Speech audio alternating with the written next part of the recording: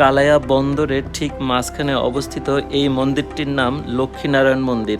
ধারণা করা হয় আজ থেকে প্রায় 230 বছর আগে অর্থাৎ 1795 সালে ফরিদপুর থেকে আগত ঊর্ধ্বব্য সাইজি নামের এক পাগল প্রকৃতির সাধক এই মন্দিরটি স্থাপন করেছিলেন।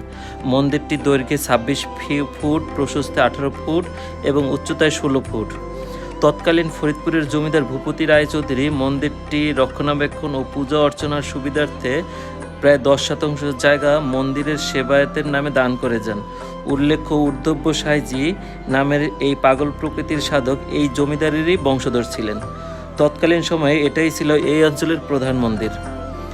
এই সাধক ছিল লক্ষ্মী নারায়ণের পূজারী, তাই এই মন্দিরের নাম হয় লক্ষ্মীনারায়ণ মন্দির। এই মন্দিরে সৎ নিয়তে কেউ কিছু মানত করলে তার বাসনা পূর্ণ হয় বলে কথিত আছে। আরও ধারণা করা হয় এই সাধকের মহিমায় তৎকালীন সময়ে অত্র এলাকার অনেকের রোগবালাই ও বিপদ আপদ থেকে রক্ষা পেয়েছিলেন। তো এই মন্দির সম্পর্কে আপনাদের কাছে যদি আরও কোনো তথ্য থাকে তবে কমেন্টস করে জানানোর অনুরোধ রইল। আর আমার তথ্যে যদি কোনো ভুল থাকে তা ক্ষমা সুন্দর দৃষ্টিতে দেখবেন।